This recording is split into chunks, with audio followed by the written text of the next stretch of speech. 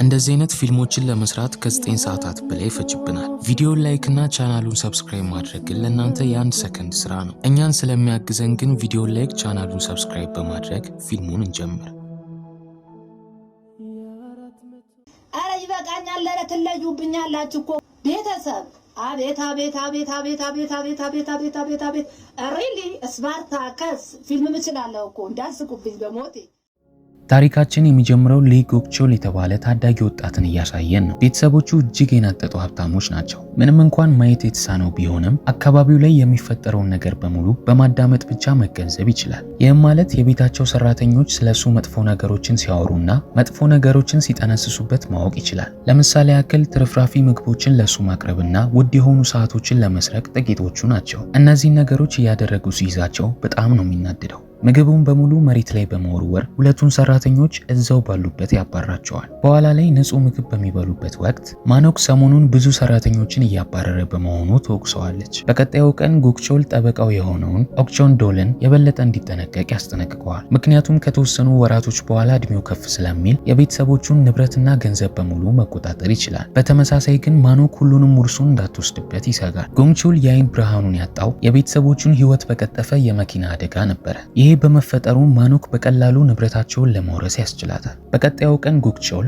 ሻንቻንግ ኡን የተባለች አዲስ ሴት ወደ ቤታቸው በመምጣት አዲሷ ሰራተኛ እንደሆነች ራሷን ታስተዋውቃለች። ጎክቾል ግን በቅርቡ በድምጿ ብቻ ሞል ውስጥ የተጣሉት ሴት እንደሆነች ድምጿን ማስታወስ ይጀምራል። ከዚህ በፊት እንደተዋወቁ ሲጠይቃት ልክ እንደሆነ ትነግረዋለች። ምክንያቱም ብትዋሸው ስራዬን አጣለሁ ብላ ሰግታለች። ከቆይቶች በኋላ ይቺ ሴት ጥሩ ሰራተኛ እንደሚወጣት ጎክቾል መለየት ይጀምራል። በኋላ ላይ ግን ማኖክ እንድትሰልለው ስትነግራት ይሰማል።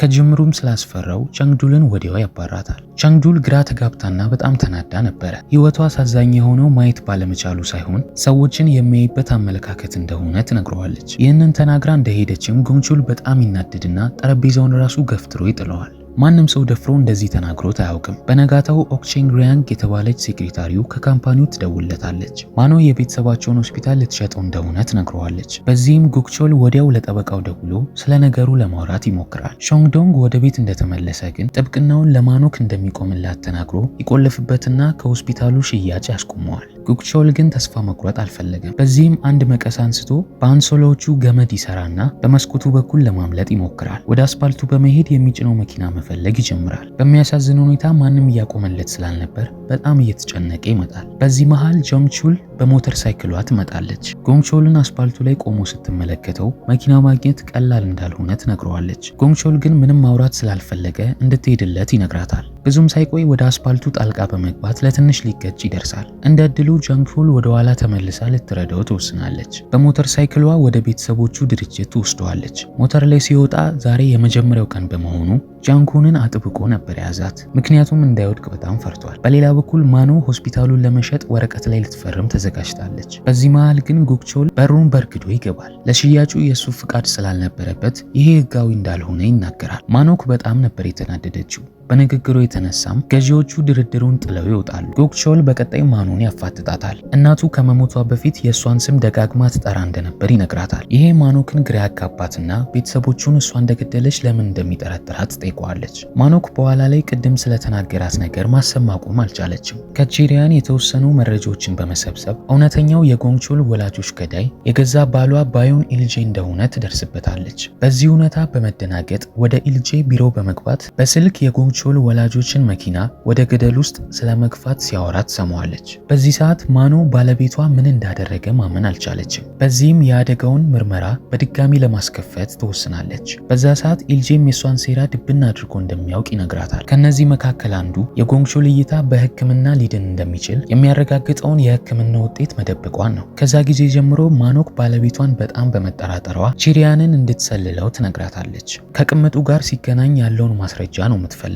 ይቺ ሴት ደግሞ የገዛ ጓደኛዋ ዋግ ጂሱንግ ነበረች። ቺሪያን ይህንን ማስረጃ እንዳገኘች ማኖክ ባለቤቷን ስለዚህ ጉዳይ ታፋጥጠዋለች። እንደውም ስለ ጉዳዩ ለፖሊስ ለማመልከት ትወስናለች። ነገር ግን ጂሱ ልታስቆማት ትሞክርና በዚህ መሃል ግን ማኖክ በመገፍተሯ ከደረጃው ላይ ወድቃ ባለችበት ህይወቷ ያልፋል። በሌላ በኩል ኢልጄ በተፈጠረው ነገር በጣም በመደናገጡ የመኪናው ኮፈን ውስጥ ሊደብቃት ይወስናል። ጎቹቴ የተባለ ነፍሰ ገዳይ ጋር በመደወል አንድ ሴራ ይጠነስሳል። ይህም ጎክቾልን ወደ ላቦራቶሪው በመ በመጥራት የባለቤቱ ገዳይ እሱ እንደሆነ በማስመሰል ድራማ መስራት ይሆናል። ጎንግቹል የቤተሰቦቹን ገዳይ ጆቴ እንደሚያውቅ ሲረዳ ቻንጊዮንን ከጎኑ በማድረግ ወደ ላብራቶሪው በአፋጣኝ ያመራል። እንደደረሱ ጆቴ አንድ ቫይረስ በመልቀቅ ሁለቱን ላብራቶሪ ውስጥ ይቆልፍባቸዋል። በዛው ሰዓት ጎንግቹል የቫይረሱን መድኃኒት ቢያገኝም በፍሬ አንድ ብቻ ነበረ። በዚህም ለቾንግኑን ለማድረግ ቢሞክርም መርፌውን ነጥቃ ዶንግቹልን ትወገዋለች። ከቆይቶች በኋላ ጎንግቹል ሆስፒታል ውስጥ ይነቃል። ከጎኑ ኢልጄ የጠበቀው ነበረ። ስለሱ ጤንነት በመጨነቅ ፋንታ ግን ማኖክን ነብሰ ገዳይ ቀጥሮ እንዳስገደላት ይወቅሰዋል። በዚህም ምክንያት ጎንግቹል ወደ እስር ቤት ይወሰዳል። ያላወቀው ነገር ግን ጁቴም እሱ ያለበት እስር ቤት ውስጥ ታስሯል። ጎንግቹል እገልሃለሁ የሚል አንድ ድምጽ ቢሰማም ችላ ለማለት ይሞክራል። በኋላ ላይ ኢንሄል የተባለ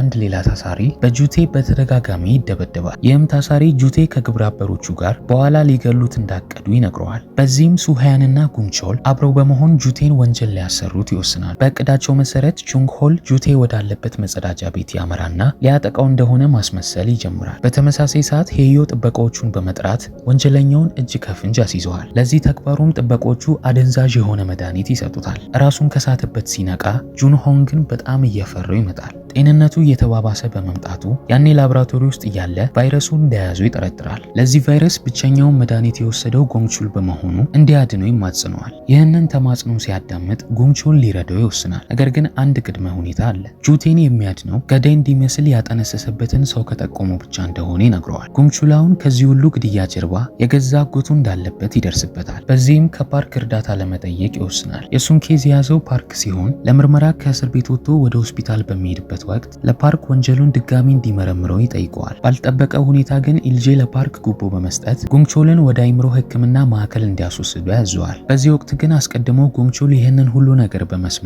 የበለጠ መጨናነቅ ይጀምራል። ምሽት ላይ ቼሪያንግ ሆስፒታል ውስጥ ትመጣለች። የመጣችው እንዲያመልጥ ልትረዳው ሲሆን መኪና ውስጥ እንዳስገባቸው ፖሊሶቹ እነሱን ማሳደድ ይጀምራሉ። ሹፌሩ በቀጣይ ጎንግቹልን እንዲወርድ ያዘዋል። ጎንግቹል በቀጣይ ታክሲ ለመያዝ ቢሞክርም ኢልጄ በማየቱ የታክሲ ሹፌር እንደሆነ ያስመስላል። ብዙም ሳይቆይ ቼሪያን ትደውልለትና ጎንግቹልን የኢልጄ መኪና ውስጥ እንደሆነ ታስጠነቅቀዋለች። በዚህ መሃል እየተከታተለቻቸው ድልድይ መሃል ላይ እንዲያቆሙ ታስገድዳቸዋለች። በዛው ሰዓት ጎንግቹል ለማምለጥ ይሞክራል። ድልድዩ ጫፍ ላይ ግን ከበውት ሲይዙት በአጎቱ ከሚያዝ ወደ ወንዙ መዝለልን መረጠ።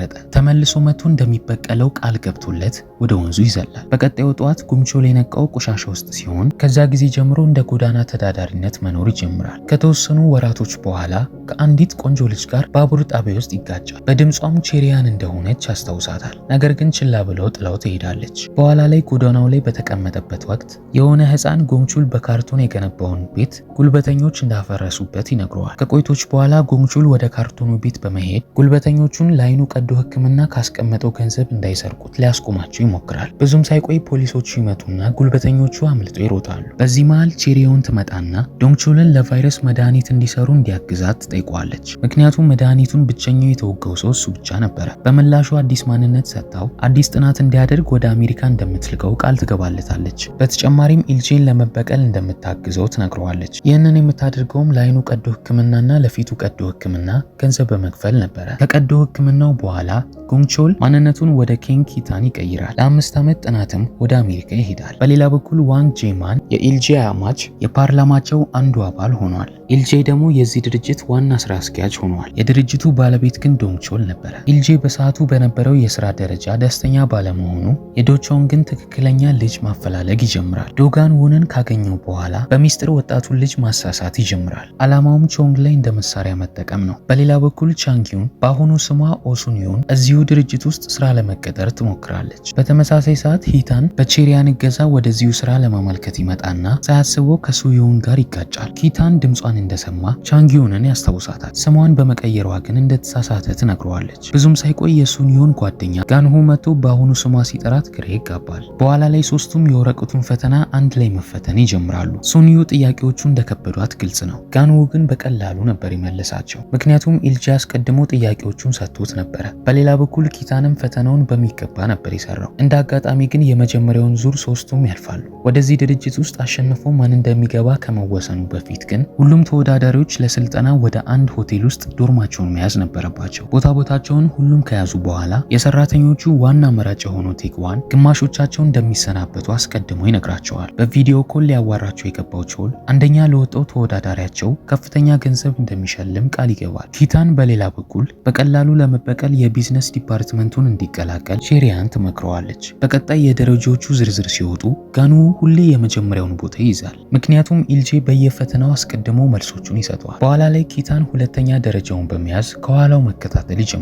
ሱያንግ ግን መጨረሻዎቹ አካባቢ ነበረች። ከትምህርት ብቃታቸው ጎን ለጎን የዚህ ድርጅት ሌላኛው መስፈርት የሰውነት እንቅስቃሴ ብቃታቸው ብቁ መሆን ነበረበት። በዛው ሰዓት ኪታንና ጋኑ ተመሳሳይ የእንቅስቃሴ ችሎታዎች ነበሯቸው። ሱዮን ግን እዚህኛው ፈተና ላይ ብዙም ተወዳዳሪ አልነበረች። በዚህ መሃል ኪቴ ተቀናቃኝ ሊሆንባቸው እንደሚችል ኢልጄ አስቀድሞ በመገንዘቡ የተወሰኑ ታክቲኮችን በመጠቀም ከጨዋታው ውጪ ሊያደርገው ይወስናል። አንድ ቀን ኪቴ ድብቅ ካሜራ ያለው እስክሪፕቶ ያገኛል። በዛው ሰዓት ኢልጄ በድንገት ለፍተሻ ይመጣል። ኪታንም እጁ ላይ ይሄ ሚስጥራዊ ካሜራ በመያዙ ለምርመራ ይወስዱታል። ኪታን ግን ረጋ ብሎ ነበር የተቀመጠው፣ ምክንያቱም የቾንግ ሚስት ከቼሪዮን ጋር ስለምትተዋወቅ የሷ እርዳታ ነበረው። እድሜ ለጂዩን ኪሃን አሁን በምንም ሊያስባርረው አልቻለም። በአንደኛው የእንቅስቃሴ ብቃት ስልጠናቸው ወቅት ሱኒዮን ከመጠን በላይ ከብዷት አፍንጫዋ መንሰር ይጀምራል። በኋላ ላይ የቡድን መግባባት ብቃታቸውን ለማስመስከር ቡድኖችን መመስረት ነበረባቸው። ኪታን በአፋጣኝ የዩሳሚንስን ቡድን ይቀላቀላል። መጨረሻ ላይ ደግሞ ሱኒዮን ያለ ቡድን ትቀራለች። በዚህም ማጫወቻቸው ከነጋንምን ጋር እንድትቀላቀል ያደርጓታል። የሱኒዮን ቡድን ቾንግ የሚወደውን ምግብ ለመስራት ይወስናሉ። በሌላ በኩል ኪታን መጨናነቅ ይጀምራል፣ ምክንያቱም ሰኔ ማብሰል አትችልም ነበር።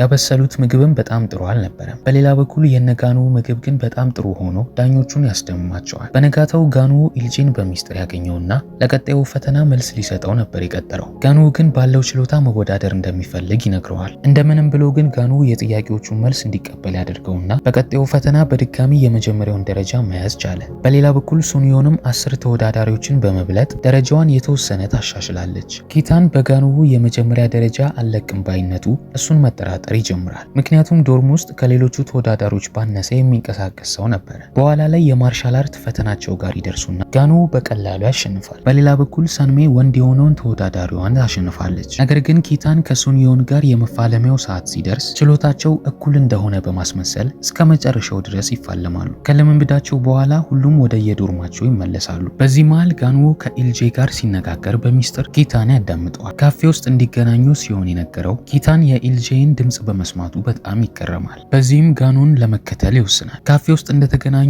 ኢልጄ ለጋኑ ለቀጣዩ ፈተና የሚረዳውን መረጃ በፍላሽ ይሰጠዋል። ያላወቁት ነገር ግን ኪታን ከኋላቸው ሆኖ ሁሉንም ነገር እያዳመጣቸው ነበር። ከተወሰኑ ቆይቶች በኋላ የፈተና ውጤት መነገር ይጀምራል። ጋኑ አንደኛ ነበር የወጣው። ኢልጄ የመጨረሻውን ውጤት ለመናገር በተዘጋጀበት ወቅት ቴክዋን ያስቆመውና ውጤቱ ለጊዜው መቆየት እንዳለበት ይነግረዋል። ይህንን ያደረገውም ኪታን አስቀድሞ ፈተናው መሰረቁን ስለነገረው ነበር። ቴክዋን ምንም እንኳን ለ20 ዓመታት በዚሁ ድርጅት ቢሰራም ከኢልጄ በላይ ኃላፊነቱ ሊያድግለት አልቻለም። በዚህም ምክንያት ጠምዶት ይዞታል። ሱዮን ምሽት ላይ በአንድ ቪዲዮ ላይ ስለ አንድ ኬዝ የሚገልጽ መረጃ ታገኛለች። ማንም ሰው ስለማያምናት ግን ለጊዜው ዝም ለማለት ትወስናለች። በኋላ ላይ ያገኘችውን መረጃ ለማመልከት ወደ ፖሊስ ጣቢያ ታመራለች። ለካ ግን ሱኒዮን ስላገኘችው ሰውዬ ኪታንና ጋኑም ደርሰውበታል። ነገር ግን ቪዲዮ ላይ የነበረውን ሰውዬ ፖሊሶቹ ሲመለከቱት በግልጽ ሊታያቸው ስላልቻለ የሰውየውን ማንነት ለመገመት አዳጋች ይሆንባቸዋል። የጣት አሻራዎቹ ደግሞ ተወግደው ነበር። ኪታን ግን ድምፁን ልብ ብሎ በማዳመጥ ቪዲዮ ላይ የነበረው ሰውዬ እንደሆነ እርግጠኛ ነበር። ለድርጅቱ ባለቤትነት በሚደረገው የህግ ክርክር ወቅት የጋኑ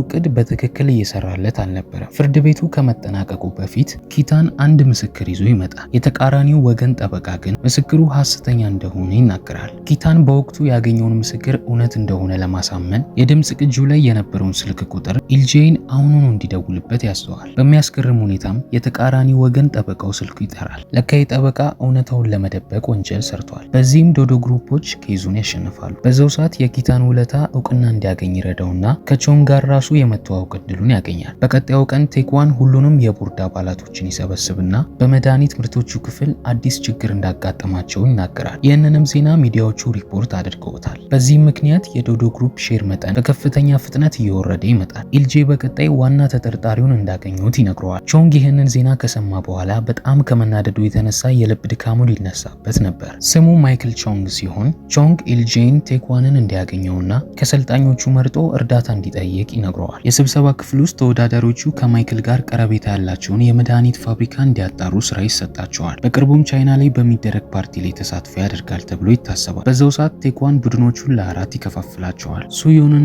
ሱንሄን ደግሞ የፓርቲው ታዳሚዎች መስለው እንዲገቡ ያዛቸዋል። እንደ አጋጣሚ የሱንዩን ቀሚስ የፋሽኑ ጊዜ ያለፈበት በመሆኑ ኪታን ወዲያው ልብ የሚሰርቅ አለባበስ ያለብሳታል። ከዚህ በመቀጠል ቴኳን ለሱንዮንና ሱንሄ ስራቸውን እንዴት እንደሚሰሩ መመሪያ ይሰጣቸዋል። እያንዳንዱ ቅድመ ሁኔታዎች ከተጠናቀቁ በኋላ ሱንሄ ከማይክል ጋር ለመጨፈር ትጠጋዋለች። የያዘችውን ማይክ ከማይክል ልብስ ጋር ከማጣበቋ በፊት ግን ስልክ ይደወልለትና መሄድ ነበረበት። ቴኳን ከሩቅ ሆኖ ነገሮችን በቅርበት እየተከታተለ ሲሆን ሱዮን የታዘዘችውን እንደምትፈጽም በተስፋ ይጠባበቃል። ፓርቲው ላይ ማይክል በሱንዮን በመማረኩ ወደ እሷ መቃረብ ይጀምርና ወዳረፈበት ሆቴል ይወስዳታል። በዛው ሰዓት ሱዩን ግዳጇን ለማጠናቀቅ ግብዣውን ትቀበላለች። ይህንንም ያደረገችው ማይኩል ልብሱ ላይ ለማንጠልጠል ስለሚቀላት ነው። ሊስማት ሲሞክር ሆን ብላ ትደፋበትና ልብሱን እንዲቀይር ታደርጋለች። በሌላ በኩል ኪታንና ጎንሆ ሱንዬ ከሆቴል ውስጥ ሳትወጣ 30 ደቂቃ በመቆየቷ መጨናነቅ ይጀምራሉ። በዚህም የሆቴሉ ሰራተኞች በመምሰል ቼክ ሊያደርጓት ይወስናሉ። ነገር ግን ሱንዮን እግራቸው እንደረገጠ ወዲያው እንዲወጡ ታዛቸዋለች። በፍጥነትም የማይክልን የከረባት ክሊፕ በማይኩ ትለውጠውና ከመጸዳጃ ቤቱ ከመውጣቱ በፊት ደብዳቤ ታስቀምጥለታለች። በቀጣዩ ቀን በስብሰባቸው ወቅት ኢልጄ የሱንዮንን ቡድን ተልእኮን እንዲያጠናቅቁ ሲያዛቸው የቀሩት ደግሞ ወደ ኮሪያ እንዲመለሱ ያዛቸዋል። ብዙም ሳይቆይ ሱንዮን በድጋሚ ከማይክል ይደወልላትና ኪታንና ጉንሁ ለሷ ለመከላከል ቡድኗን ይቀላቀላሉ። በሱንዮንና ማይክል መካከል ያለውን መሳሳም ሲመለከቱ እነ ኪታን መቅናት ይጀምራሉ። 10 ጊዜ በማይክሮፎኑ እያዋሯት ሲሰለቿትም ማይኩን እንደሄደ አውጥታው መሬት ላይ ትሰብረዋለች። ብዙም ሳይቆይ ኪታንና ጋንሁ ወደ ሱንያን በመምጣት ተልእኮውን በፍጥነት እንዳታጠናቅቀው ያዟታል። ማይክል ግን በድንገት ከሄደበት ሲመለስ ወደ የወንበራቸው ወዲያውኑ ይመለሳሉ። ማይክል ግን ሁለቱ ግለሰቦች ስላጠራጠሩት ወደ እነሱ ቀረብ ማለት ይጀምራል። በዚህም ኪታን ጉንሁን ግጥም አድርጎ እንዲስሙ ይገደድና የማይክልን ትኩረት ወዲያው ያርቁታል። በዚሁ ምክንያት ግን ማይክልና ሱንያን ወዴት እንደሄዱ ባለማወቃቸው ለተፈጠረው ነገር እርስ በርሳቸው ይወቃቀሳሉ። በሌላ በኩል ገንሁ ቾንግን ለማስደመም ከፍተኛ ፍላጎት ስለነበረው ለማይክል ይደውልና ኪታንና ሱንሄ ከዶዶ ግሩፕ የተላኩ ሰላዮች እንደሆኑ ሐሰተኛ የመድኃኒት ፋብሪካውን ሊያስይዙት እንደሆነ ይናገርባቸዋል። በዚህ መሃል ማንነቷ መታወቁን ያላወቀችው ሱንሄን ከማይክል ጋር የነበራትን ጉዞ ማጣጣሟን ትቀጥላለች። ምሽት ላይ ኪታን ከማይክል ጋር ካርታ ለመጫወት ይገናኛሉ።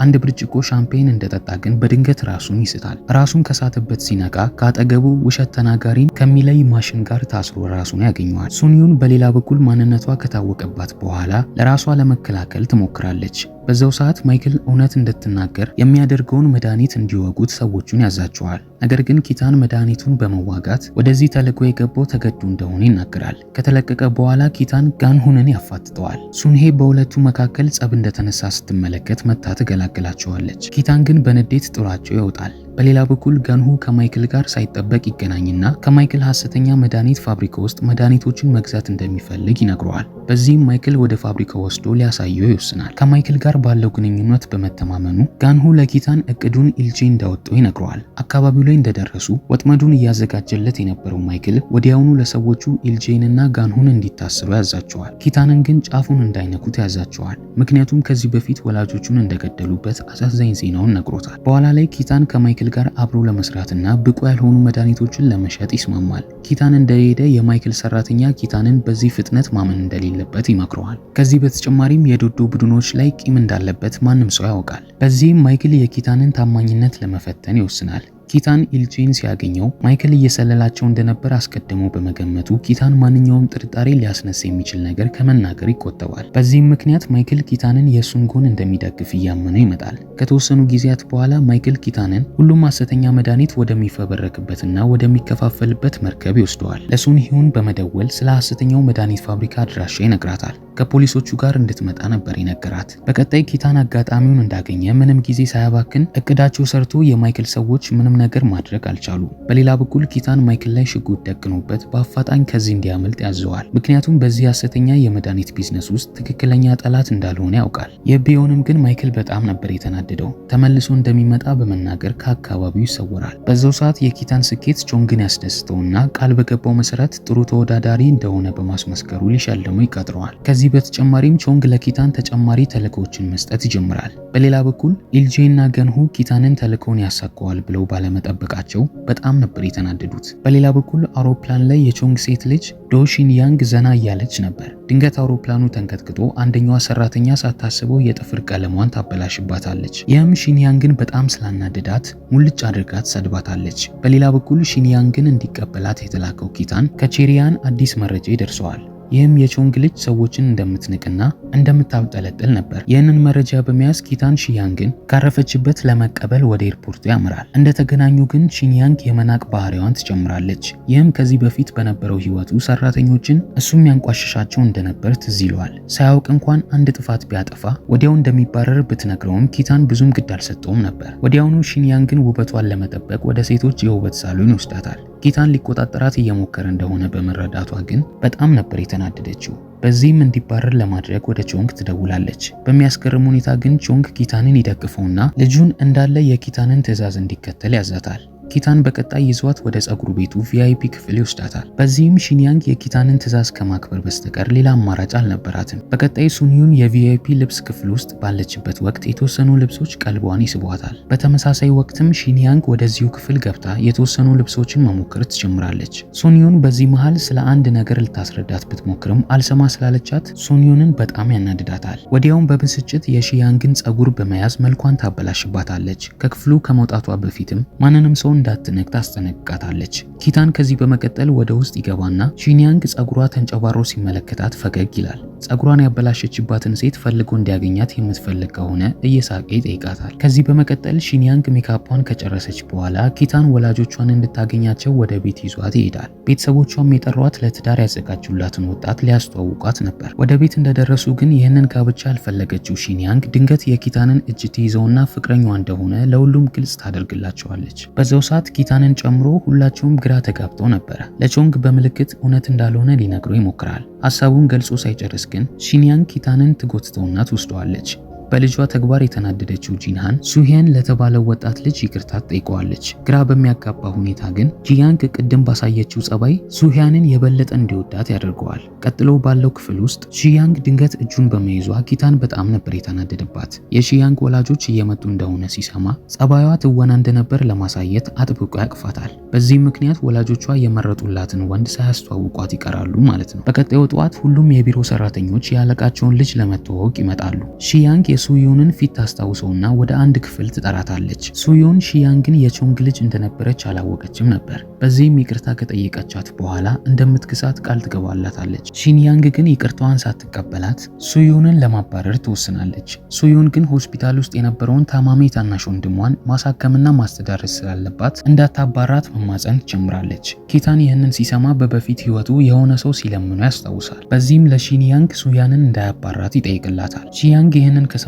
በኋላ ሐሳቧን ትቀይርና ሱኒዩንን ላለማባረር ትወስናለች። በሌላ በኩል ቾንግ ትልቅ የሆነ ልጁ ዶኩሃንጉ የዶዶ ድርጅት ውስጥ በከፍተኛ የስራ ድርሻነት ያገለግል ነበር። በሚያገኘው ጠርቀም ያለ ገንዘብ ከፖለቲከኞች ጋር ቁማር ይጫወታል። በሌላ በኩል አንድ ጎልመስ ያለ ሰውዬ የቲናይን ኬሚካል ፋብሪካ ውስጥ እየሰራ እንመለከተዋለን። ባለቤትነቱ በኩዋንጉ የሚመራው የዶዶ ቡድን ንብረት ነበር። በዚህ ወቅት የተወሰነ የጋዝ ፍሳሽ በተፈጠረ ፍንዳታ የዚህ ሰውዬ ህይወት ያልፋል። ሆስፒታል ውስጥ ፓርክሶ ለጋዜጠኞች አደጋው የተፈጠረው ቲናይን የተባለው ኬሚካል መሆን ከነበረበት ቦታ በመውጣቱ እንደሆነ ይናገራል። ይህ ኬሚካል በጣም አደገኛ ቢሆንም ማንም ያመነው ሰው ግን አልነበረም። ይህ በእንዲህ እንዳለ በኩዋንጉ ክፍል ውስጥ አንድ ጥናት ይደርሰዋል። ይህም በትንሹ 10 ዓመታትን ቲናይን ኬሚካል ያለበት ቦታ ላይ የሰራ ሰው በካንሰር የመያዝ እድሉ ከፍተኛ እንደሆነ ነበር። ይህ ግኝት አስደንጋጭ ቢሆንም ለሰራተኞቹ ግድ ሳይሰጠው ምርቶቹን መሸጡን ይቀጥላል። ከምርቶቹ አንዱ ደግሞ እነዚህን ንጥረ ነገር የሚይዝ ልብሶች ናቸው። ከተወሰኑ ቀናቶች በኋላ ሶሂ የዶዶ ግሩፕ ቲ9 የተሰኘው አደገኛ ንጥረ ነገር ምርቶቻቸው ላይ እንደሚጠቀሙ ለመናገር ጋዜጣዊ መግለጫ ታዘጋጃለች።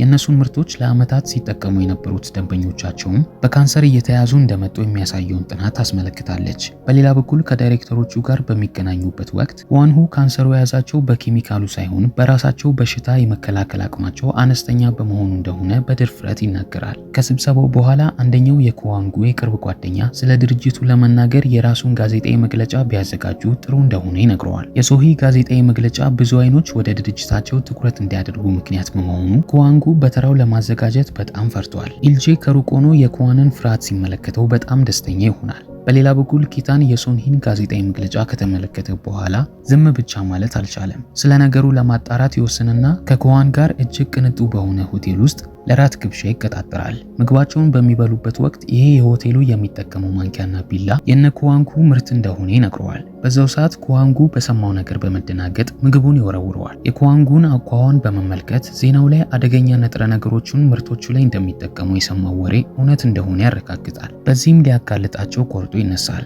ኪታን ሼሪያንን ባገኛት ወቅት ኮዋንጉ የቲናይን ምርቶች በመሸጥ ቢሊዮኖቹን እንደሚያተርፍ ትነግረዋለች። ተጠቃሚዎቹ ላይ ስለሚያመጣው የጎንዮሽ ጉዳት ግን ምንም ግድ አይሰጠውም። በሌላ በኩል ፋብሪካ ውስጥ አደጋ የደረሰበት ሰራተኛ ህይወቱ በስተመጨረሻ ያልፋል። እያከመው የነበረው ዶክተር ወዲያው ለኮዋንጉ ይደውልለትና ኮዋንጉ ለዶክተሩ ቤተሰቦቹ የሞቱበትን ምክንያት የሚገልጽ ምርመራ እንዳያደርጉ ያዘዋል። የድርጅቱን ስም እንደሚያጠፋ ነው ያሰበው። የኮዋንግን መመሪያዎች በመከተል ሚዲያዎቹ የዚህ ሰውዬ የህክምና ውጤት ከደረሳቸው ሆስፒታሉ ያለ ቤተሰቦቹ እውቅና ስክሪኑን ይወስደዋል። ቤተሰቦቹ ወደ ሆስፒታሉ ሲደርሱ ስለ ህልፈቱ ይነገራቸውና ለድርድር የሚሆን ብዙ ገንዘብ ያቀርቡላቸዋል። ከዚህ በፊት ተናዶ የነበሩት ቤተሰቦቹ ድርጅቱ አፋቸውን ማዘጊያ ያቀረበላቸውን ገንዘብ ሲያያቸው ምንም ላለመናገር ይወስናሉ። በሌላ በኩል ኪታንና ሱንሄ ኮዋንጉ ህገወጥ የሆነ የቲናይን ግብይት ላይ ተሳትፎ ወደሚያደርግበት ቦታ በድብቅ ይገባሉ። በዛው ሰዓት ሱንሄ ጅንጀና ላይ ጥሩ እንዳልሆነች የሚያውቀው ኪታን ከቦታው ባለቤት ያንግ ዶንግይ ጋር የምትቀራረብበትን የተለያዩ ታክቲኮችን ያሰለጥናታል። ነገር ግን ሁሉም ሙከራቸው ሳይሳካ ይቀራል። ነገር ግን አንዲት ሴት በአንድ ወንድ ስትጠቃ መሃል ገብታ በመጣላቷ የያንግ ዶንግን ትኩረት ትስብና ወደ ክፍሉ ራሱ እንድትመጣ ይጋብዛታል። ሱንሄ የዶንጊን ትኩረት ስትወስደው ኪታን እንደ ሰራተኛ ራሱን ይቀይርና የእንቅልፍ መድኃኒት ያለበትን መጠጥ ያቀርብለታል። መጠጡ ስራውን ከሰራላቸው በኋላ አብረው የዶንጊን ክፍል መፈተሽ ይጀምራሉ። በዚህም ከቲናይን ምርቶች ጋር የሚገናኙ ፋይሎችን ያገኛሉ።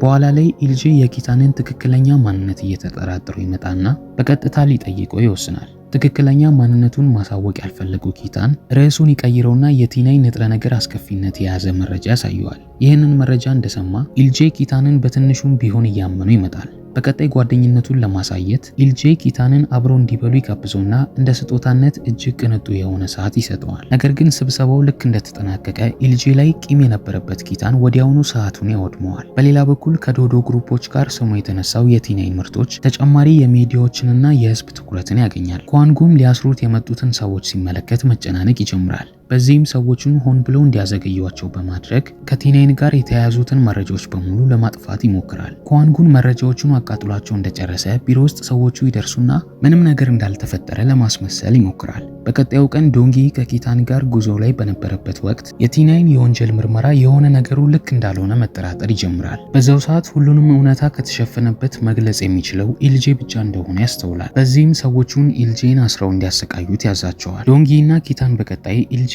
ወደ ያዙበት ቦታ ያምራሉ። ከቆይቶች በኋላ ዶንጊ ኪታንን እንዲገሉ ያዘዋል። ኪታንም የዶንጊን አመኔታ ማጣት ባለመፈለጉ ኢልጄን እንደወጋው በማስመሰል ለኢልጄ ቀስ ብለው ፖሊሶች እየመጡ እንደሆነ ይነግረዋል። ፖሊሶቹ ሁሉንም የዶንጊን ሰዎች ሲይዙ ኢልጄ በስተመጨረሻ ኮዋንጉንን ወደ እስር ቤት የሚያስገባ ጥሩ መረጃ ያገኝበታል። ከቆይቶች በኋላ ኢልጄ ኪታንን ለእርዳታው ያመሰግነዋል። በሌላ በኩል ወደ አቃቢ ሕጉ ቢሮ እየሄዱ የነበሩት ኮዋንጊንና ሱንዬን ከቦዲጋርዶቹ ጋር ሲሆን አጋጣሚውን ተጠቅሞ ሊያማልላት ይሞክራል። በሌላ በኩል እየነዳ የነበረው ጋንሁ ምንም ጣልቃ መግባት አልቻለም። በቀጣይ ወደ አቃቢ ሕጉ ቢሮ እንደደረሱ ሚዲያዎች ወደ ሁዋንጉን ግር ብለው መምጣት ይጀምራሉ። ሁዋንጉን ነፃ ሰው እንደሆነና ጥፋተኛ ሆኖ ቢገኝ እንኳን ሙሉ ንብረቱን ለመስጠት ዝግጁ እንደሆነ ይናገራል። ከቆይቶች በኋላ የቲናይኑን ኬዝ ፍርድ ቤቱ ይጀምራል። ነገር ግን በኢልጄ የቀረበው ዋና ማስረጃ ሳይጠበቅ በየሆነ ሰው ከጥቅም ውጭ ይደረጋል። ምንም እንኳን ይሄ ቢፈጠርም ሁዋንጉ ረጋ ብሎ ይቀመጣል። ነገር ግን ሱንያን እንደ ምስክርነት ቀርባ ስለ ቲናይኑ ንጥረ ነገር ጨምሮ ድርጅቱ ስለሚሰራቸው ልክ ያልሆኑ ነገሮች ስትመሰክር ሁዋንጉ በስተመጨረሻ 6 የሥራ ዓመታትን ይፈረድበታል። ይህ በእንዲህ እንዳለ ከቤት ሆኖ ፍርዱን ሲከታተል የነበረው ቾንግ የዳኛውን ውሳኔ እንደሰማ ራሱን ይስታል። በቀጣይ ሁዋንጉ ከፍርድ ቤት የእስረኛ ልብስ ለብሶ እንደወጣ ውጪ ላይ በድርጅቱ የተናደዱ ታዳሚዎች እቃዎችን ላዩ ላይ መወርወር ይጀምራሉ። በሚያሳዝን ሁኔታ ግን ለተግባሩ ምንም አይነት ቁጭት አላሳየም። ይህም የበለጠ ጥላቻ እንዲነሳበት ይሆናል። በዚሁ ኬዝ ምክንያት ከዚህ ድርጅት የወጡ ምርቶች በሙሉ ከገበያው እንዲወጡ ይደረጉና የዶዶ ድርጅት ሼር ዋጋ ቁልቁል እንዲወርድ ምክንያት ይሆናል። እስር ቤት ውስጥ ሁዋንጉ ግብረአበሮቹን ሱንዩን የት እንደምትውል እንዲያጣሩለትና ከተለቀቀ በኋላ እንደሚበቀላት ይዝታል። በሌላ በኩል ሱዩን በምስክርነቷ ምክንያት ከስራዋ ደረጃ ዝቅ በማለት ተራ ሰራተኛ ትሆናለች። አብረዋት የሚሰሩ ሰራተኞችም የድርጅቱን ስም በማጥፋት ይወቅሷታል። ብዙም ሳይቆይ ጂዩን ወደ ሶዮን ትመጣና ላደረገችው ነገር በሙሉ እንድትባረር ታደርጋታለች። ይህንን ሁሉ ነገር የተመለከተው ኪታን ሊያጽናናት ይመጣል። በሌላኛው ቀን አሁን ኪታን የኤልጄን ሙሉ ለሙሉ አመኔታ በማግኘት ሚስጥራዊ ዋና መስሪያ ቤቱን ሊያሳዩ ይወስናል። እዚህም የኤልጄ የቴክኒክ ሰራተኞች የዶዶ ግሩፕን የሼር መጠን ሆን ብለው ዝቅ በማድረግ በዝቅተኛ ገንዘብ ሼር እንዲገዛ የሚጠነሰስበት ቦታ እንደሆነ ይረዳል። ኤልጄ በቀጣይ የኪታን ሆስፒታል ሽያጭ ላይ ለሼሮቹ ብቻ ወደ 50 ቢሊዮን የቻይና ገንዘብ እንዳፈሰሰበት ይነግረዋል። ምክንያቱም ዋና ዓላማው ድርጅቱን የግሉ ማድረግ ነው። ኪታን ኤልጄን ማሰናከል በመፈለጉ ለቾንግ ባልታወቀ ቁጥር ይደውልለትና ዶዶ ግሩፕን ለመቆጣጠር ስላቀደው የኤልጄ ሴራ ያሳውቀዋል። በተጨማሪም የሼሩ መጠን የወረደው የሱ ሰራተኞች ሀክ ስላደረጉት እንደሆነ በራሱ አንደበት ሲናገር የነበረውን ቅጂም ያሰማዋል። ይህንን መረጃ ካዳመጠ በኋላ ቾንግ ወዲያው ኤልጄ ላይ በሚስጥር የምርመራ ቡድን ያዋቅራል። በተጨማሪም ልጁ የሆነውን ገንሁን ፈልገው እንዲያገኙት ያዛቸዋል። ምክንያቱም ከዋንጉ እስር በኋላ ሌላ ልጅ በድጋሚ ማጣት አልፈለገም። በኋላ ላይ የቾንግን ልጅ እያጣራ የነበረው ቴክዋን ጉንሁ ይህንን ሁሉ ጊዜ ከሱ ጋር በጣም ቀረቤታ እንደነበረውና በቅርቡ ወደ ድርጅታቸው ተቀባይነትን እንዳገኘ ያሳውቀዋል። ገንሁን በኤልጄ ምክር የተገነባ ልጅ በመሆኑ እንዲጠነቀቀውም ይመክረዋል። ነገር ግን ቾንግ ገንሁን በፍቅር አሸንፎት ኤልጄ ላይ እንደሚያስነሳው ይተማመናል። በቀጣይ ገንሁ ቾንግን ለማግኘት ይቀጥረውና በስብሰባቸው ወቅት ቾንግ ገንሁን ልጁ እንደሆነ ያስታውሳል። ገንሁ ይህንን እውነታ እንዳስታወሰ ልቡ በጣም ነበር የተነካው። ከቆይቶች በኋላ ኪታን ወደ ቾንግ ይደውልና ስለ ኤልጄ ቀጣይ ስራ ለመወያየት አንድ ቸርች ውስጥ እንዲገናኙ ይቀጣጠራሉ። ከስልኩ በኋላ ቾንግ ገንሁንን ራት ይጋብዘዋል። ቸርች ውስጥ ኪታን ስክሪኑ ላይ የኤልጄን መጥፎ ተግባራቶች ማሳየት ይጀምራል። በዚህ መሃል ቾንግ አብሮት መስራት ከመጀመሩ በፊት መጀመሪያ ኪታንን ፊቱን እንዲያሳየው ይጠይቀዋል። በዚህም ኪታን ጥያቄውን ተቀብሎ ለዶዶ ግሩፕ ባለቤት መልኩን ያሳያል። በኋላ ላይ ቾንግ ለኤልጄ በመደወል የኪታንን ወላጆች ቅሪተ አካል የያዘውን መጋዘን የውሉ ጊዜ ሊያልፍ እንደሆነ ይነግረዋል። በዛው ሰዓት ኤልጄ ኮንትራቱን እንደማያሳድሰው ሲነግረው ኪታን ንግግራቸውን ይሰማል። ወዲያውም የወላጆቹን አመድ ወደሚቀመጥበት ማቆያ ሲያመራ ሰራተኞቹን ያገኛቸው እየደፉት ነበር። በተጨማሪም ፎቶዎቹንም ያቃጥሉበታል። ይህም ኪታንን በጣም ያሳዝነዋል። ምክንያቱም ወላጆቹን ለሁለተኛ ጊዜ እንዳጣቸው ያክል ነበር የተሰማው። በዛው ሰዓት ንዴት ላይ የነበረው ኪታን ኤልጄ ላይ ኃይለኛ በቀል ሊበቀለው ቃል ይገባል። አንድ ምሽት ኤልጄን የመኪና ማቆያ ውስጥ ይመለከተውና በፌሮ ሊያጠቀው ይሞክራል። እንደ አጋጣሚ ቼሪዋን ጣልቃ ገብታ ወዲያው ታረጋጋዋለች። ከተወሰኑ ቀናቶች በኋላ ሾንግዶንግ ኤልጄን 30 ትልልቅ የዶዶ ግሩፕ ሼር እንዲገዛ ያመቻችለታል። ይህ በእንዲህ እንዳለ ቼሪያን ኪታንን ከኤልጄ አካውንት ጋር የሚለዋወጥበትን 30 ፌክ አካውንቶችን ታዘጋጅለታለች። ሾንግዶንግ እነዚህን አካውንቶች ከመስጠቱ በፊት የኤልጄ ሚስጥራዊ ቡድኖች ኪታንና ሾንግዶንግ ወደ ሬስቶራንቱ ያምራሉ። እዚህም ኪታን አንዲት አስተናጋጅ ሾንግዶንግ ላይ ውሃ እንድትደፋበት ያደርጋል። በዚህም ምክንያት ወደ መጸዳጃ ቤት ያምራል። በዚህ አጋጣሚ ኪታን ሐሰተኛዋን የሼር አካውንቶች ከትክክለኛው ሼር አካውንቶች ጋር ይቀያይርበታል። እንደ አጋጣሚ እቅዳቸው በታሰበው መሰረት ይሄድና የኤልጄ ሚስጥራዊ ሰራተኛ ምን እንደተፈጠረ ሳያውቅ ወደ ኪታን አካውንት ይልከዋል። በቀጣዩ ቀን የኤልጄ ሰራተኞች አካውንቱን በድጋሚ ቼክ ያደርጉትና የተላከው ማንኛውም ገንዘብ አካውንት ውስጥ እንዳልገባ በማየታቸው በጣም ይደነግጣሉ። በሌላ በኩል ኪታንና ቾንግ ሁሉንም ሼሮች 3 ሰዓት ላይ ለመዝጋት ይወስናሉ።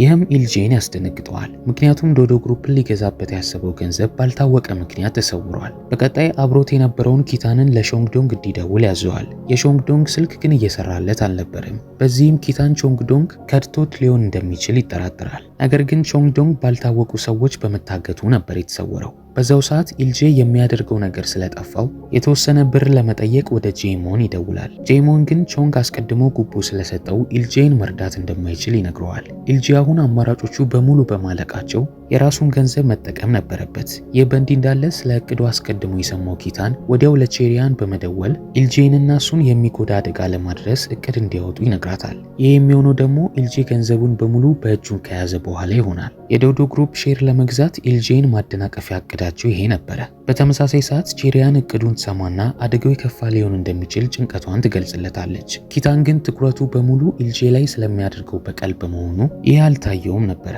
በኋላ ላይ ቼሪያንና ሰራተኛዋ ሾንጉ መኪናቸውን ከኪታን መኪና ጋር ለማጋጨት እየተዘጋጁ ይገኛሉ። ሁለቱ የሚገናኙበት አስፓልት ላይ ሲደርሱ ግን ቼሪያዋን ኪታንን የመጉዳት አቅሙ ስላልነበራት መሪውን ወደ ሌላ አቅጣጫ ታዞረዋለች። እቅዱ እንዲከሽፍበት ያልፈለገው ኪታን ሆን ብሎ ከሌላ መኪና ጋር ያጋጨውና ራሱንና ኤልጄን ይጎዳል። በኋላ ላይ ቼሪያንና ሾንጉ ወዲያው ኤልጄ ከባንክ ያወጣውን ብር ይወስዱበታል። አምቡላንስ ከጠሩላቸውም በኋላ በአፋጣኝ ከአካባቢው ይሰወራሉ። ይህ በእንዲህ እንዳለ ዶዶ ግሩፕ በስተመጨረሻ የስቶክ ማርኬቱን ማሸነፍ ቻለ። በቀጣዩ ቀን ሆስፒታል ውስጥ ኢልጄ ይነቃና ስለ ስቶክ ማርኬቱ ውጤት ይጠይቀዋል። ጂሱ 300 ቢሊዮን እንዳጡ ትነግረውና ኢልጄ ማበድ ነበር የቀረው። ከቆይቶች በኋላ ቾንግ ኪታንን ሊጠይቀው ይመጣና ኢልጄን አባሮ ለኪታን ደግሞ እድገት ለመስጠት ይወስናል። ነገር ግን ኪታን ቾንግን ጥርጣሬ ላለማስነሳት ራሱን እንዲያባረው ይጠይቀዋል። ቾንግ በዛው ሰዓት በኪታንና ኢልጄ መሃል የግል ችግር እንዳለባቸው መጠራጠር ይጀምራል። ኪታን ስለ ጉዳዩ ማውራት እንደማይፈልግ ሲነግረው ግን ውሳኔውን ያከብርለታል። ወደ ሆስፒታሉ ስንመለስ ስራዋን ያጣችው ሱንዩ የኪዩን የሕክምና ወጪ እያሳሰባት ይመጣል። በሚያስገርም ሁኔታ ግን የሆነ ሰው ሁሉንም የወንድሟን የሕክምና ወጪ እንደከፈለላት ነርሷ ትነግራታለች። በዛው ሰዓት እሷ የመሰላት ዮንያንጉ ነበረ። እሱ ማለት ዶዶ ግሩፕ ላይ ተሳትፎ የነበረው አንደኛው ጠበቃ ማለት ነው። ነገር ግን ኪታን ነበር ወጪውን ሂያንጉ እንዲሸፍኑ የጠየቀው። በዚህም ሱንዩን ዕዳ እንዳለባት አይሰማትም ማለት ነው። በቀጣይ ኪታንም በዚሁ ተመሳሳይ ሆስፒታል ውስጥ እየታከመ ስለነበር ሱንዩን ልትጠይቀው ትሄዳለች። በተመሳሳይ ሰዓት ሆስፒታል ውስጥ የነበረው ጋንሁ ሲቀራረቡ በመመልከቱ ይቀናል። በቀጣይ ወደ ኢልጄ ይሄድና ኪታን አካባቢ ሲሆን ጠንቀቅ እንዲል ያስጠነቅቀዋል። ኢልጄ በአሁኑ ሰዓት ማንን ማመን እንዳለበት ግራ ይጋባል። ከተወሰኑ ቀናቶች በኋላ ኪታን ከሆስፒታሉ የሚወጣበት ቀን ሲሆን ኪዩንን መሰናበት ፈልጎ ነበረ። የኪዩንን የአንገት ሀብል እንደተመለከተ ግን ጆንግኑንን ያስታውሳል። በዚህም ሱንዩን ጆንግኑን ልትሆን እንደምትችል መጠራጠር ይጀምራል። ኪታን ወዲያው ሱንዩንን ሊያገኛት ቢደውልላትም አብሯት የነበረው ጋንሁ ስልኳ አብሮት ስለነበረ ጆሮ ላይ ይዘጋበታል። በንዴት የጆንግሱንን ስም በተደጋጋሚ እየተጣራ በነበረበት ወቅት ኢልጄ ከጀርባው ሆኖ ሁሉንም ነገር እየሰማው ነበር። የመሰለው የፍቅረኛው ስም ነበር። ምንም እንኳን ኪታን ሊያስረዳው ቢሞክርም ኢልጄ የባሰ እየተጠራጠረው ይመጣል። ከሆስፒታሉ ከወጣ በኋላ ሺሪያን ከዚህ በኋላ ከሱንዩን ጋር ብዙም እንዳይታይ ታስጠነቅቀዋለች፣ ምክንያቱም ሊጎዳው ይችላል። ኪታን ግን ምክሯን ችላ በማለት ሱንዩንን የባስ ፌርማታው ጋር ይጠብቃታል። እንዳገኛትም አብረው ባስ ውስጥ ይገባሉ። አብረው መሆናቸውን የተመለከተው ጋንሁ ወዲያው የያዙትን ባስ ይከተለዋል። ከባሱ ውስጥ ከወረዱ በኋላ ኪታንን ለሱንዩን ያለውን ፍቅር ይገልጽላታል። ነገር ግን በታማሚው ታናሽ ወንድሟ ምክንያት ስለምታስጨንቀው ፍቅሩን መቀበል እንደማትችል ትነግረዋለች። ነገር ግን የፍቅር ስሜቱ እሷ ጋርም ነበር። ሁለቱ ደግሞ የየራሳቸው ችግር ነበረባቸው። ይህንን ተናግረው እንደጨረሱ ሲለያዩ ሁለቱም በጣም ከፍቷቸው ነበር። በሌላ በኩል ሆስፒታል ውስጥ ኢልጄ ጆንግኑን የሚለውን ስም ማሰብ ማቆም ባለመቻሉ ከዚህ በፊት ከጎንግቹል ጋር አብሯት ብዙ ጊዜ ስላያቸው ኪታን ትክክለኛ ማንነቱ ጎክቾል ሊሆን እንደሚችል ይጠራጠራል። ከቆይቶች በኋላ ኢልጄም ወዲያው ወደ ጄሞን ይደውልለትና አማቾቹን ከኪታን እንዲጠብቃቸው ያስጠነቅቀዋል። በዲኤንኤ ምርመራም ትክክለኛ ማንነቱ እንደሚያጣራ ይነግረዋል። ለካ ግን ኪታን ይህንን ንግግራቸውን ጄማንን ወደ ቢሮ ሲወስዱ ይሰማል። ከዚህ የባሰው ደግሞ ከሆስፒታሉ ከመውጣቱ በፊት የደም ናሙና ሰጥቶ እንደነበር ያስታውሳል። በቀጣይ ወደ ቼሪያን በአፋጣኝ በመደወል ወደ ሆስፒታሉ ሄዳ የደም ናሙናውን እንድታቀያይረው ይጠይቃታል። ቼሪያን ሆስፒታል ውስጥ ጂሱን በምታዘናጋበት ወቅት ቾንዉ የኪታንን የደም ናሙና ከሌላ ሰው ጋር ይቀያይረዋል። እንደ አጋጣሚ እቅዳቸው ይሰራና የምርመራው ውጤት ኪታን ጎክቾል እንዳልሆነ ነበር የሚያሳየው። ኢልጄ ይህንን ሲመለከት ትንሽ እንኳን ረፍት ይሰማዋል። አሁን ኪታን ለእሱ አደጋ እንዳልሆነ ካረጋገጠ በኋላ አብረው ቡና እንዲጠጡ ይጠራዋል። በሌላ በኩል የአማካሪ ቡድኖቹ አንደኛው አባል የሆነው ጄሞን የውትድርና እቃዎችን በተሳካ ሁኔታ ከሸጠ በኋላ ፓርቲ አዘጋጅቶ እየተዝናና ይገኛል። የሸጣቸው እቃዎች ግን ጥራታቸውን የጠበቁ ባለመሆናቸው ጥያቄዎችን ያስነሱበታል። በዚህ ወቅት ኪታን እየሰለለው ስለነበር ጄሞንን ፓርቲው ላይ ያወራውን ነገር በሙሉ በድብቅ በመቅዳቱ መረጃዎቹን ይይዝበታል። ቾንግ በቀጣይ በብልሃት ጋንሁንን ሁሉንም የጄ ህገወጥ ስራዎችን እንዲያመለክትበት ያሳምነዋል። ጋንሁ ትንሽ ካሰበበት በኋላ ከቾንግ ጎን ለመቆም ይወስንና ሁሉንም ማስረጃዎች ለፍርድ ቤቱ በመስጠት የጄሞንን ወንጀል ያጋልጣል። በሌላ በኩል ስለ ጉዳዩ አስቀድሞ የሰማው ኢልጄ እያሰለጠነው ሲቆየው የነበረው ወጣት ልጅ እንዴት ሊከደው እንደቻለ ግራ ገብቶታል። በተጨማሪም ያለ ጋንሁ የዶዶ ግሩፕን ለመውሰድ ያወጣው እቅዱ መሳካት ስለማይችል በጣም ይናድዳል። ይህ ሁሉ ነገር በአንዴ አይምሮ ላይ ሲደራረብበት ወደ አይምሮ ህሙማን ማዕከል ይወሰድና ጂሱ ልታጽናናው ስትሞክር አንገቷን ያንቃታል። በሌላ በኩል በቀጣዩ ቀን ቾንግዶንግ በተሳካ ሁኔታ ከታገተበት ያመልጥና ወደ ኢልጄ ይደውላል። ኢልጄ ለካ ግን እስካሁን እብድ እንደሆነ እያስመሰለ ነበር። በዛው ሰዓትም ይህንን ሁሉ ችግር እየፈጠረባቸው ያለው ኪታን እንደሆነ ይነግረዋል። ኢልጄ በቀላሉ ኪታንን ለማጣራት እብድ እንደሆነ ማስመሰል መቀጠል እንዳለበት ይነግረዋል። ከተወሰኑ ጊዜያት በኋላ ቾንግዶንግ ምርመራ አድርጎ የኪታንን ትክክለኛ ማንነት ጎክቾል እንደሆነ ይነግረዋል። ከቆይቶች በኋላ ኢልጄ ቾንግዶልን ኪታን ላይ ትኩረቱን እንዲያበዛ ይነግረዋል። ኪታን ግን የሆነ ሰው እየተከተለው እንደነበር አስቀድሞ አውቀዋል። በዚህም ኪታን ማን እየተከተለው እንደሆነ ለማወቅ ካሜራውን በድብቅ ያስቀምጥና ቾንግዶል እንደሆነ ይደርስበታል። በዚህም ኪታን ቀጥታ ወደ አይምሮ ህሙማኑ ማዕከል ያመራና ኢልጄን ያገኘዋል። በሚያስደንቅ ሁኔታም አጎቴ ብሎ ይጠራዋል። ኢልጄ ግን የእብደትነት ትወናውን ይቀጥላል። በዚህ መሃል ኪታን በድፍረት አብዶም ቢሆን እንዲያሸነፍ እንደማይፈቅድለት ይዝታል። በሌላ በኩል ቼሪያን ከሻንዉ በተሳካ ሁኔታ ክትባቱን እንደሰሩት ትነግረዋለች። ነገር ግን ፎርሙላው በዴሶን ዲዛይነሩ ይሰረቃል። ዲዛይነሩን በቅርብ ካላገኙት አለቃቸው ጆ ኪኒያን እነሱን ከመጉዳት ወደ ኋላ አይልም። በዚህም የተሰረቀውን ክትባት ዲዛይን እንዲያፈላልጋቸው ፊታቸውን ወደ ኪታን ያዞራሉ። በስብሰባቸው ወቅት ዴሶን ያገኙታል። የክትባት መድኃኒቱን ዲዛይን የሚያደርገው ፕሮፌሰር ሲሆን ጎን ለጎን የቁማር ሱስ አለበት። ገንዘብ ሲያጣ የክትባቱን ፎርሙላ ይሰርቀውና ለሌላ ሰው በከፍተኛ ገንዘብ ይሰርቀዋል። ኪታን ነገሩን በደንብ ከተረዳ በኋላ ቼሪያንን ለመርዳት ይወስናል። በቀጣዩ ቀን ኪታን እቅዱን ይጀምርና ክትባቱን መልሶ በከፍተኛ ገንዘብ ለመግዛት ዴሶንን ያገኘዋል። በመሃል ግን ጋንዎ ስለዚህ ነገር ስለደረሰበት የኪታን እቅዱን ለማደናቀፍ ይሞክራል። እዚህም ወደ ዴሶንግ በመደወል ኪታን ከቼሪያን ጋር እንደሚሰራ ይነግረዋል። ዴሶንግ ይህንን መረጃ እንዲያገኘ የሽያጭ ውሉን ቀን ለማራዘም ይወስናል። በሌላ በኩል ኪታን ከስራ ባልደረቦቹ ጋር እየጠጣ ነበር። የጋንሁ ሰዎች ግን መጠጣቸው ላይ የእንቅልፍ መድኃኒት እንደቀላቀሉባቸው አላወቁም። ብዙም ሳይቆይ ሁሉም በያሉበት ራሳቸውን ይስታሉ። በዚህም ኪታን ራሱን በሳተበት ወቅት አንደኛው የጋንሁ ሰው የጣት አሻራውን ይወስዳል። ይህ በእንዲህ እንዳለ ኢልጄ ዴሶንግን ገሎ ኪታን ላይ ሊያሳብብበት ነበር ዓላማው። ዴሰንን እንዲገለው ቾንግዶንግን ያዘውና የኪታንን አሻራ ለመረጃነት ቦታው ላይ ያስቀምጣል። ካጠገቡም የኪታንን ሰውነት ራሱን እንደሳተ ያስቀምጠዋል። ሆስፒታል ውስጥ ኪዩን ለሱንዩን ኪታን ትክክለኛ ማንነቱ ጎክቾል እንደሆነ ትነግራታለች። ስትደውልለት ግን ኪታን እስካሁን ራሱን በመሳቱ እየመለሰላት አልነበረም።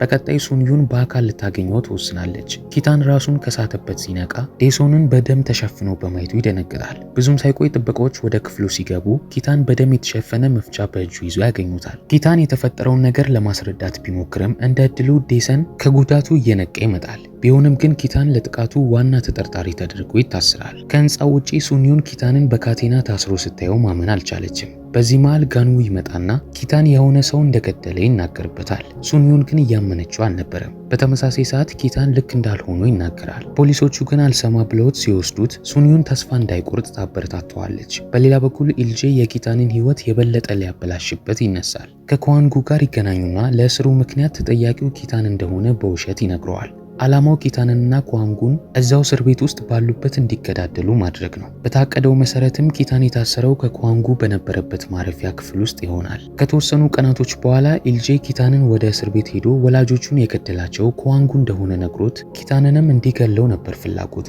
ኪታን ግን እስር ቤት ውስጥ ጸብ ማስነሳት የእድሜ ልክ እስራት ሊያስፈርድበት እንደሚችል ያውቃል። በዚህም የሚበቀልበትን ሌላ መንገድ መፈለግ ይጀምራል። ምሽት ላይ ኪታን ከኳንጉ ጋር ይገናኝና ከእስር ቤት እንዲያመልጥ ከረዳው የክትባቱን ፎርሙላ እንደሚሰጡ ይነግረዋል።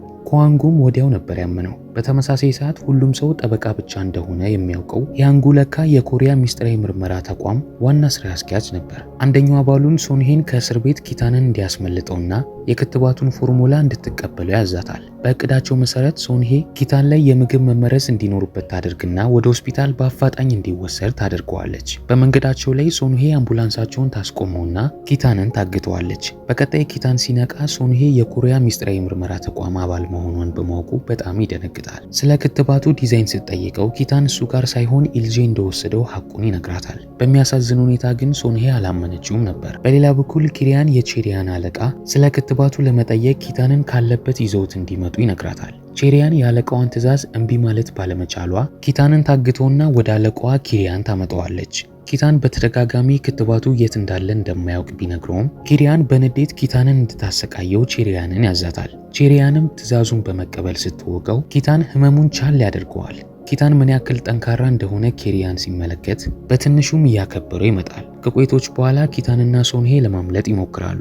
ኪሪያን ይህንን ሲሰማ ኪታን ከባድ ሰው እንደሆነ ያስተውላል። በዚህም የቡድኑ አንድ አባል አድርጎ ሊቀጥረው ይፈልጋል። ወዲያው ቼሪያን ኪታንን ፈልጋ እንድታገኙ ያዛታል። ስለዚህ ነገር ለሾንዉ ስትነግረው በጣም ይናደድባታል። ምክንያቱም ለዓመታት ለኪሪያን ሲሰራ ቆይቷል። ያ ሁሉ ዓመት የማያውቀውን ሰው ከሱ በላይ ከቀናት በፊት ላወቀው ሰው ማዳለቱ ተገቢ አልነበረም። ሾንዉ በንዴት ኪሪያንን ገሎ ክትባቱን ከሰረቀ በኋላ ከቼሪያን ጋር ለማምለጥ ያቅዳል። ምክንያቱም ለሷ የተለየ ስሜት ነበረው። ነገር ግን ቼሪያን ጋር ይሄ ተመሳሳይ ስሜት ስላልነበር ወዲያው ለኪታን ስለ እቅዱ ታሳውቀዋለች። ከኮሪያ አብረው ወጥተው አዲስ ህይወት ለመመስረት ይወስናሉ።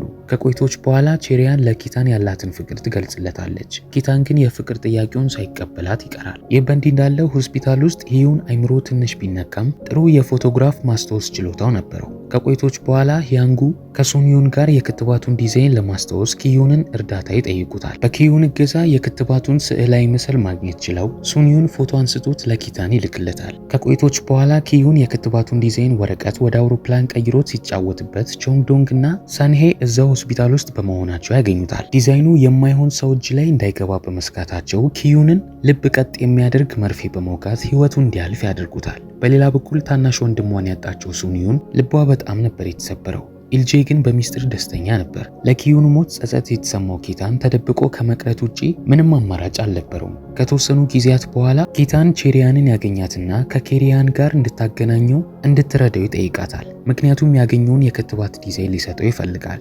በስብሰባቸው ወቅት ቼሪያንና ሾንዉ ኪሪያንን ለመግደልና ዲዛይኑን የግላቸው ለማድረግ ይመካከራሉ። ሾንዉ እንደተኮሰ ግን ኪታን የተኩሱን ድምጽ ይሰማና ለኪሪያን ይከላከልላታል። ሾንዉ ግን የኪሪያንን መኪና ማጋየት ሁለተኛ እቅዱ ነበር።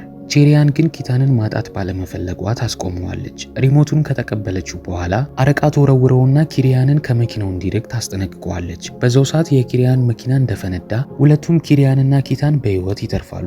በዛው ሰዓት ኪሪያን ለስራ ባልደረቦቹ ኪታንና ሶንሄ በፍንዳታው መሞታቸውን ያሳውቃል። ከዚህ በመቀጠል የኪታንን ቁስል አሉ የተባሉ ሐኪሞች እንዲያክሙለት ያደርጋል። ህይወቱን እንደሚያተርፉለት ግን እርግጠኛ አይደሉም። ኪሪያን ግን የኪታንን ህይወት ለማትረፍ የሚደረገውን ነገር በሙሉ ለማድረግ ዝግጁ ነበር። በሌላ በኩል የኪታን ህልፈት ዜና ይሰራጭና ኢልጄ ወደ ቼሪያን በመደወል ለማረጋገጥ ይሞክራል። ኪታን የእውነትም እንደሞተ ስትነግረው ኢልጄ ውስጡ በጣም ነበር የተደሰተው። ወደ ኪሪያን ቤት ስንመለስ ዶክተሩ ኪታን ኮማ ውስጥ በመግባቱ ምንም ማድረግ እንደማይችሉ ያሳውቀዋል። በዚህም ኪሪያን ኪታንን ለተሻለ ሕክምና ወደ ቻይና ሊወስደው ይወስናል። ሳንሄም በተጨማሪ እስኪሄድ ድረስ እንደምትንከባከበው ቃል ትገባለች። ይህ በእንዲህ እንዳለ ታናሽ ወንድሟን ያጣችው ሱንዩን የጉሩን ፈተና በድጋሚ ለመውሰድ ትወስናለች። በቀጣይ ከአንድ ዓመት ብርቱ ጥናት በኋላ ሱንዩን የራሷን የህግ አማካሪ ድርጅት መክፈት ቻለች። በሌላ በኩል ኪታን ከአንድ ዓመት ኮማ በኋላ ይነቃል። ነገር ግን ኃይለኛ የራስ ምታት ህመም ይታመማል። ኪሪያን በደስታ ከፕሮፌሰሩ ቻንጋን ቴራፒ እንዲሰራ ቀጠሮ ያስይዝለታል።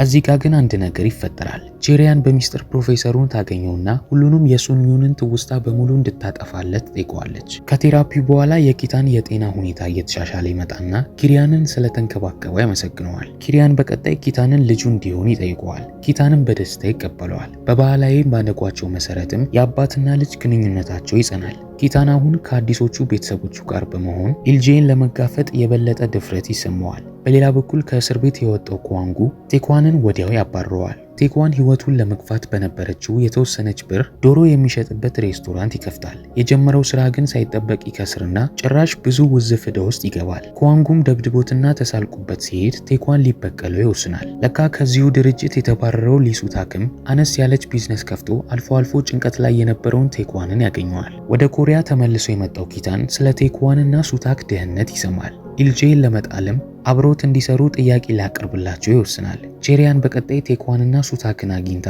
የኪታንን ጥሪ ታሳውቃቸዋለች። በስተመጨረሻም ሁሉም በኪታን ቤት ይገናኛሉ። እየጠበቁት በነበረበት ወቅት የቀረበላቸውን ምግብ አጣጥመው ይበላሉ። ኪታን እንደመጣ ለቴኳን ዕዳውን ከፍሎ ወደ ቀደመው አቋሙ የሚመለስበትን ገንዘብ ይሰጠዋል። በሌላ በኩል ኢልጄ የኮሪያ ከንቲባ ለመሆን ዝግጅቱን እያደረገ ነበር። ሳይጠበቅ ግን በድንገት ኪታን ይመጣና ቆሌውን ይገፈዋል። ኢልጄ በጣም ነበር የደነገጠው፣ ምክንያቱም ኪታን ከአንድ ዓመት በፊት እንደሞተ ነው የሚያውቀው። ሶንሄ በቀጣይ ለኪታን ቼሪያን አጠራጣሪ ነገሮችን እያየችባት እንደሆነ ትነግረዋለች። የስልኳን መሰለያ ስታበራ ቼሪያን ከኢልጄ ተደውሎላት ኪታንም ሙሉ ንግግራቸውን ያዳምጣል። እንደ ከዳቻቸው ግልጽ በመሆኑ በጣም ነበር የተናደደው። ኪታን በቀጣይ ተይዛ እንድትቀጣ ያዛል። ኪታን በኋላ ላይ ራሱ ቼሪያንን ለማስወገድ ይወስናል። ከሷ ጋር እስኪያወራ ድረስ ሁሉም ሰው ውጪ እንዲጠብቃቸው ያዛቸዋል። ሊገላት በተዘጋጀበት ወቅት እንደምትወደውና ካሁን በኋላ የሱን ወገን እንደምትደግፍ ስትነግረው ነፃ ሊለቃት ይወስናል። ተኩሶ ግድያውን እንደፈጸመው ያስመስልና ሁሉም እንደሞተች እንዲያምኑ ያደርጋቸዋል። በኋላ ላይ ከክፍሉ እንደወጣ ኪታን ለቴኳን ከዛሬ ጀምሮ ቼሪያንን እንዲንከባከባት ያዘዋል። ምክንያቱም እቅዱን አስቀድሞ ነግሮት ነበር። በቀጣዩ ቀን ቼሪያን የኪታንን ሚስጥራዊ ሰላይ ትሆንና ኢልጄን መሰለል ትጀምራለች። ለኢልጄም የኪታን ቡድኖች እያሳደዷት እንደሆነ ትነግረዋለች። በሌላ በኩል ኪታን ዜናውን በቲቪ እየተመለከተ ሱንዩን ኢልጄን መበቀል መፈለጓን ይመለከታል። ዋና ዓላማውም እሱ የኮሪያ ከንቲባ ከመሆን ማስቆም ነው። በዛው ሰዓት ኪታን ከየሆነ ቦታ እንደሚያውቃት ይሰማዋል። ትውስታው ግን ከአቅሙ በላይ ሲሆንበት የራስ ምታቱ ይነሳበታል። በዚህም አጠገቡ ያሉት በሙሉ የሱንዮንን ማንነት በሚስጥር ይይዙታል። ኪታን ከተወሰኑ ጊዜያት በኋላ ግን ሱንዮንን ያገኛትና ኢልጄን ለማጋለጥ አብሯት ለመስራት ይወስናል። ምክንያቱም ከዚህ በፊት እሷም ኢልጄን መጣል እንደምትፈልግ ስትናገር ሰምቷታል። የተወሰኑ ጊዜያቶች ያልፉና ኢልጄ የኮሪያ ከንቲባ እንደሚሆን እርግጠኛ በሆነበት ወቅት ኪታን ሳይታሰብ ከብዙ ዓመታት በፊት የተቀረጸውን ቅሌቱን ያወጣበታል። ፎቶውን በሚስቱ ላይ የማግጥባት የነበረውን ጊዜ የሚያሳይ ነው። ኪታን በቀጣይ እንደዚህ አይነት አጸያፊ የሚያደርግ ሰው የከንቲባነት ስልጣን ሊያገኝ ይገባዋል ብሎ ይጠይቃቸዋል። ከቀጥታ ስርጭቱ በኋላ ኢልጄ ኪታንን ለማግኘት ይሞክራል። ነገር ግን ጥበቃዎቹ በር ላይ ያስቆሙታል። ቴክዋንም ለኢልጄ ኪታን አሁን እንደ ድሮ ተራ ሰው እንዳልሆነ ይነግረዋል። በዚህም በቀላሉ ሊያገኙ አይችልም። ኢልጄ ይህንን ሲሰማ በጣም ይበሳጭና ወደ ቤቱ ይመለሳል። በቀጣይ በሚያስገርም ሁኔታ ልታወርደው ስትሰራ የነበረችውን ሱንዮንን ይቀጥራታል። እንደ ግል አማካሪው አቅርቧት በመያዝ ኪታንን ለመጣል ነው እቅዱ። ስለዚህ ነገር በሙሉ የሚያውቀው ጋንሁ ኢልጄ ላይ ይናደድበትና እንዳይጎዳት ያስጠነቅቀዋል። ኢልጄና ሰዎቹ ግን በአሁኑ ምንም የሚመልሳቸው ነገር ስላልነበር ጋንሁን ይደበድቡታል። ኢልጄ ከሄደ በኋላ ሱንዮን ንግግራቸውን ሰምታ ስለነበር ጋንሁን ለማትረፍ ሮጣ ትመጣና ጥምጥም አድርጋ ታቅፈዋለች። በጣም የሚያስገርመው ፓርት እዚህ ጋር ነው። ኪታን ይህንን ሁነት እንደተመለከተ ሳያውቀው የሆነ የቅናት መንፈስ ይሰማዋል። በሌላ በኩል ጋንሁ ኪታንን በአንድ የትልቅ ድርጅት ድርድር ላይ ሲመለከተው በጣም ይደነግጣል። ምክንያቱም እሱ የሚያውቀው ኪታን እንደሞተ ነው። በስብሰባቸው ወቅት ኪታን ሱንዮንን እንደማያስታውሳት ጋንሁ ያስተውላል። በዚህም ምሽት ላይ ኪታን በድንገት በመምጣቱ ሱንዮንን እንዳይወስድበት ጋንሁ በመፍራት ወደ እሱ ይሄዳል። በቀጣዩ ቀን ሱንዮን ቁጭ ኪታንን የሚመስል ልጅ ትመለከታለች። ደርሳ ልታናግረው ብትሞክርም አልቻለችም። በዚሁም እዛው ሆና ትጠብቀዋለች። መሸት ሲል ኪታን ወደዛው መንገድ ተመልሶ ይመጣና ሱንዮን ዝናብ ላይ ብቻዋን ቆማ ሲመለከታት ታሳዝነዋለች። ኪታን ሊሄድ በተዘጋጀበት ወቅት ሱንዮንን ስትወድቅ ይመለከታትና ወዲያው ሊረዳት ይወርዳል። ሆስፒታል ከገቡ በኋላ ሱንዮን የጋንሁ ፍቅረኛ ስለመሰለችው እንዲመጣላት ይደውልለታል። ሱንዮን ስትነቃ ጋንሁ ከጎኗ ተኝቶ እየጠበቃት እንደሆነ ብትመለከትም ወደዚያ መጣት ኪታን እንደሆነ እርግጠኛ ነበረች። በቀጣዩ ቀን ሱንዮን የኪታንን ፎቶ አፋልጉኝ ስትለጥፍ ጋንሁ ይመለከታትና ከሱ ስብሰባ ለማዘጋጀት ይወስናል። ሱንዮን ኪታንን በህይወት ስትመለከተው በጣም ነበር የተደሰተችው። ነገር ግን ከዚህ በፊት ስላላስታውሳት ወደ ኋላ ይገፋታል። ትውስታው እየተመለሰ ሲመጣ እንደ መጀመሪያው ራስ ምታቱ ይነሳበታል። በኋላ ላይ ቴክዋን ወደ ክፍሉ ገብቶ በአፋጣኝ ኪታንን ሕክምና እንዲወስድ ያድርገዋል። በመጨረሻም ሱታክ ለሱንዮን ኪታን ያለበት ሁኔታን ያሳውቃታል። ኪታን ካከመው በኋላ ቼን ሱዩንን ያገኛትና ኪታን በጣም ይወዳት ስለነበር የሂፕኖሲስ ቴራፒው እንደተበላሸ ይነግራታል። ባስታወሳት ቁጥርም የራስ ምታቱ ይነሳበታል። በዚህም እንዲሻለው የማድረጊያው ብቸኛው መንገድ ስለሷ ያለውን ትውስታ በሙሉ ማጥፋት ይሆናል። ሱንዮን ኪታን ከዚህ በላይ እንዲሰቃይ ባለመፈለጓ ተስማማና ለስንብት ከንፈሩን ትስመዋለች። ኪታን ከቴራፒው በኋላ ሲነቃ ሱንዮን ማን እንደሆነች ማስታወስ አልቻለም። ቢሆንም ግን ደህና ሆኖ ስለተመለከተችው ደስተኛ ናት። በሌላ በኩል ጋዜጣዊ መግለጫው ላይ ኢልጄ በዛ ቪዲዮ በመዋረዱ የሰው ትኩረት ስለቀነሰበት እንደተጠቃ ለማስመሰል ድሩዬዎችን ይቀጥራል። የቡድኖቹን ደህንነት እንደጠበቀ በማስመሰል ግን መስዋዕት መክፈል እንደሚችል ለማሳየት ይሞክራል። በዚህም መነጋገሪያ ሆኖ የሚዲያዎችን ትኩረት ማግኘት ቻለ። በመሃል ግን አንድ ባንዳ ቡድናቸውን ሲያጠቃ ጂሱን ይጎዳታል። ኢልጄ በቀጣይ ይህንን ተጠቅሞ ባለቤቴ ከባድ ቀዶ ሕክምና ያስፈልጋታል በማለት የህዝቡን አንጀት ለመብላት ይሞክራል። ነገር ግን የጂሱ ጉዳት መጠነኛ ነበር። በዚህም ብቻ አላበቃም። ከንቲባ እንደሚሆን 100% ማረጋገጥ ይፈልጋል። ሼሪያን ግን ለኢልጄ አንድ ሀሳብ ነበራት። እቅዷ ከሌሎቹ ተፎካካሪዎች ፓርቲዎች ጋር ስምምነት አድርጎ እነሱን ከጨዋታው ማስወጣት ነው። ኢልጄ በሀሳቡ የተስማማው ወዲያው ነበር። ሼሪያን ግን በሚስጥር ለኪታን ኢልጄ ለምርጫው ጉቦ ሊሰጥ መሆኑን መረጃውን ታቀረዋለች። በቀጣይ ኪታን ለቴክዋን ኢልጄ ላይ ስላሰበው እቅድ ይነግረዋል። በኋላ ላይ ቾንግዶንግ ለኢልጄ ሱንዮን ሚስጥራዊ ፈንዶቹን እያጣራች እንደሆነ ይነግረዋል። ኢልጄ በሰዓቱ ጉቦ ስለመስጠቱ መረጃ ማንም ሰው እንዲያውቅበት አልፈለገም። በዚህም ወዲያው ሱንዮንን እንዲገላት ቾንግዶንግን ያዘዋል። ከቆይቶች በኋላ ሱንዮንን ያግታትና እንደ አጋጣሚ ጋንሁ እገታውን ይመለከታል። መኪናውንም በቅርብ ርቀት መከታተል ይጀምራል። በዚህ ወቅት ኢልጄ ሱንዮን እንድትገደል ሲያዝ ቼሪያን ትሰማውና ወዲያው ለኪታን ታሳውቀዋለች። ኪታን ስለዚህ ጉዳይ እንዳወቀ ሱንዮንን ለማግኘት ይመጣል። ነገር ግን ቾንግዶንግ አስቀድሞ ሱንዮንን ወንዝ ውስጥ ይወረውራታል። ጋንሁ ግን በሰዓቱ ደርሶ ያድናታል። ኪታን በቀጣይ ቦታው ላይ እንደደረሰ ጋንሁ ለሱንዮን የመጀመሪያ ደረጃ ሕክምና እየሰጣት ነበር። እንደ አጋጣሚ ህይወቷ ተመልሶ ጋንሁ ቀለል ይለዋል። በሌላ በኩል ኪታን ኢልጄ ሱንዮን በህይወት እንዳለች ካወቀ ፍለጋውን እንደሚቀጥል ይነግራቸዋል። በዚህም ለጊዜው ቻይና እንድትቆይ ያዛታል። ጋንሁ ይሄን ደህንነቷን ለመጠበቅ ጥሩ አማራጭ እንደሆነ ይስማማል። ኢልጄን ለማሳመን ሱንዩን እንደተሰወረች ዜናውን ያሰራጫሉ። በሌላ በኩል ወደ ኢልጄ ቤት ስንመለስ ሱንዩንን በማስወገዱ እንደ ስኬት አይቶት ሰክሮ ይመጣል። በዛው ሰዓት ጂሱ ሸሚዙ ላይ የሊፕስቲክ ምልክት ትመለከትና ሼሪያንን ታፋጥጣታለች። ሼሪያን ግን ለጥያቄዎቿ ብዙም ትኩረት አልሰጠችውም ነበር። በሌላ ቀን ግን ኢልጄ ቼሪያንን ሲያቅፋት ጄሞን ያገኛቸዋል። የልጁ ባል ሆኖ እንዲህ ሲያደርግ ሲመለከተው በጣም ነበር የተናደደው። ነገር ግን ኢልጄ በቅርቡ ከንቲባ ስለሚሆን ምንም ነገር ሊናገረው አልቻለም። በዚህም ባላየ ባልሰማ ሆኖ መቀጠል ነበረበት። የምርጫው ቀን እንደተጠበቀው ኢልጄ የሶል ኮሪያ ከንቲባ ሆኖ ይመረጥና ሳይታሰብ ኪታን እንኳን ደስ አለ ሊለው ይመጣል። ነገር ግን በተመሳሳይ ሰዓት የተወሰኑ ፖሊሶች መጥተው የምርጫ ሕግ በመጣሱ በቁጥጥር ስር እንደዋለ ይነግሩታል። ኪታን ገና ይሄ የጨዋታው የመጀመሪያው እንደሆነ በጆሮ ይነግረዋል። ፖሊስ ጣቢያ ውስጥ ኢልጄ ሱንዩንን በአካል ሲመለከታት ይደነግጣል። ምክንያቱም እንደሞተች ነው የሚያውቀው። በተፈጠረበት ነገር በሙሉ መውጫ እንዳጣ ሲረዳ ከጄማን እርዳታ ለመጠየቅ ይሞክራል። ጄማን ግን ፈቃደኛ አልነበረም። ነገር ግን ጂሱ ስትጨቀጭቀው ጄማን ሐሳቡን ይቀይራል። በቀጣይ ለሰዎቹ እያጠራጠረቻቸው የነበረችውን ቼሪያንን እንዲመረምሯት ያዛቸዋል። ከተወሰኑ ምርመሮች በኋላ ቼሪያን ለኪታን የምትሰራ ሰላይ መሆኗን ይደርሱበታል። ወደ ፖሊስ ጣቢያው ስንመለስ ኢልጄ ለፖሊሶቹ ዋና መርማሪ ጉቦ በመስጠቱ ወዲያውኑ ከሰዓት ላይ ምርመራውን በዋስ ተለቆ እንዲከታተል ይፈቀድለታል። በሌላ በኩል ጄማን ኢልጄን ቼሪያን የኪታን ሰላይ እንደሆነች ያሳውቀዋል። ይህንን ካወቀ በኋላ ኢልጄ ለቼሪያን ኬዙ ላይ የሚመጣውን ምስክር እንደሚጎዳው ሐሰተኛ መረጃ ይሰጣታል። ከዚህ በመቀጠል ቼሪያን ኪታንን ታገኘውና መረጃውን ከነገረችው በኋላ ለምስክሩ ለመከላከል ይወስናሉ። ኪታን ምስክሩን በመጠበቅ ራሱን ቢዚ ሲያደርግ ኢልጄ የምስክሮቹን ቤተሰቦች ሄዶ መስካሪውን እውነት ከመናገር እንዲያስቆሙት ያስጠነቅቃቸዋል። በሌላ በኩል ጄማን ቼሪያንን ወደ አይምሮ ህሙማን ማዕከል ያስወስዳታል።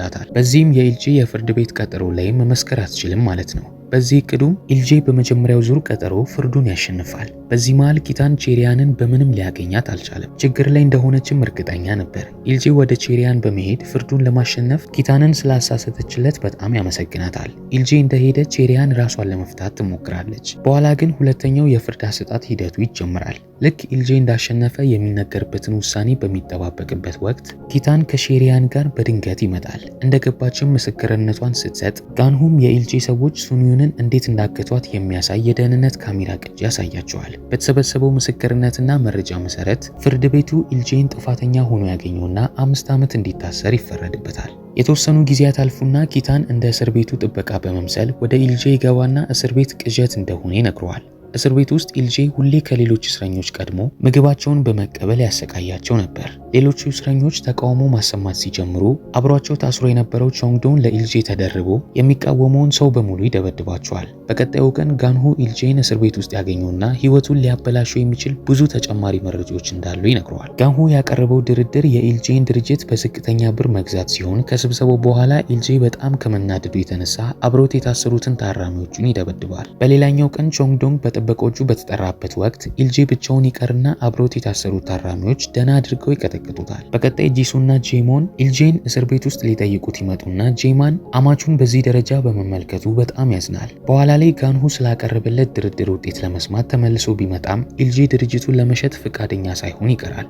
ኢልጄ እየጠጣው የነበረው ቡና ግን የእንቅልፍ መድኃኒት ተቀላቅሎበት ስለነበር ወዲያው ራሱን ይስታል። ጋንሁ በቀጣይ ወዲያው የጣት አሻራውን ይወስድና ድርጅቱን እንደሸጠለት ያስመስላል። በሌላ በኩል ወደ ኪታን ስንመለስ MKZ የተባለው ክትባት ላይ አሜሪካም ቻይናም ላይ ፍቃድ እንደተሰጠው ይሰማል። በዚህም ኪታን ክትባቱን በግማሽ ሂሳብ ሽጦት የኢልጄን ድርጅት ለማክሰር ያቅዳል። በሌላ በኩል ኢልጄ ኪታንን የክትባቶቹን ንግድ ፈቃድ እንዳገኘው መረጃ ይደርሰውና ጋንሁ ድርጅቱን እንደወሰደው መልእክት ይልክለታል። በዚህም አጎቱን ለመጣል ያቀደው እቅድ ጥቅም አልባ ይሆንበታል። ኢልጄ በቀጣይ ለጋንሁ ኪታን የክትባቶቹን ፍቃድ እንዳገኘ ይነግረዋል። ጋንሁ በሰማው ነገር ተናዶ ከኪታን ጋር ስብሰባ ያዘጋጃል። ኪታን በኋላ ላይ ወደ ጋንሁ ቢሮ ይሄድና ሱንዩንን ከራሱ ጋር የተነሱትን ፎቶዎች ይመለከታል። እንዴት እንደዚህ ልትቀርበው እንደቻለች ግራ ገብቶታል። ቴኳን ከመመለሱ በፊት ግን ጋንሁ ከኪታን እጅ ነጥቆ ይቀበለዋል።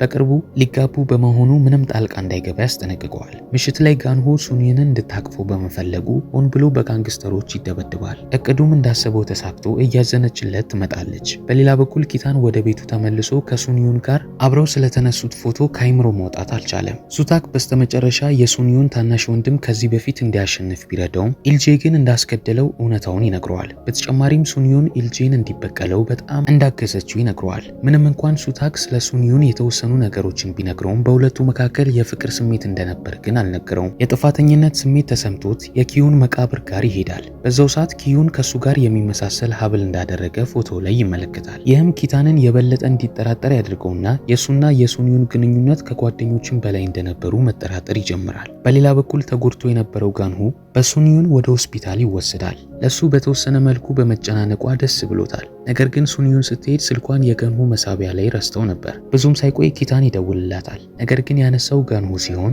ሱንዩንን እንደማያገኛት ይነግረዋል። ኪታን ይህንን ሲሰማ በጣም ይናድዳል። ብዙም ሳይቆይ ቴክዋን ወደ ኪታን ይመጣና ጋንሁ ተደብድቦ ሆስፒታል እንደገባ ያሳውቀዋል። ቴክዋን የኤልጂ ሰዎች እንደደበደቡት ነው የሚጠረጠረው። ኪታን በቀጣይ ኤልጂን ሊያጠፋው ወደ እስር ቤት ያመራል። ኤልጂ ግን የራሱ የጋንሁ እቅድ እንደነበር ይነግረዋል። ኪታን በቀጣይ ጋንሁን ለመጠየቅ ወደ ሆስፒታል በሄደበት ወቅት ሱንዩንና ጋንሁ ሲሳሳሙ ይመለከታቸዋል። ኪታን ይህንን ሲመለከት ልቡ በጣም ይሰበራል። በቀጣይ ከዚህ በፊት ከሱንዩን ጋር የነበረውን ታሪክ ለማስታወስ ቆርጦ ይነሳል። በዚህም በቀጣዩ ቀን ወደ ቼሪያን በመሄድ ከሱንዩን ጋር ስለነበረው ግንኙነት ይጠይቃታል። ቼሪያን በስተመጨረሻ ሱንዩን ማለት ሁሌ ስትደግፈውና ስታግዘው የነበረች ሴት መሆኗን ትነግረዋለች። በተጨማሪም እስር ቤት በነበረበት ወቅት በጣም ስትረዳው እንደነበር ትነግረዋለች። ከቼሪያን እንደተመለሰ ኪታን ሱንዩንን ለማግኘት ቢወስንም ቴክዋን ያስቆመዋል። የመጀመሪያው ዓላማቸው ኢልጄን መበቀል ሲሆን የፍቅር ግንኙነት ውስጥ በዚህ ሰዓት መግባት እንደሌለበት ይነግረዋል። በዛው ሰዓት ኪታን ምክሩን በማስተዋል ለአሁኑ ችግሮቻቸውን መፍታት ላይ ለማተኮር ይወስናል።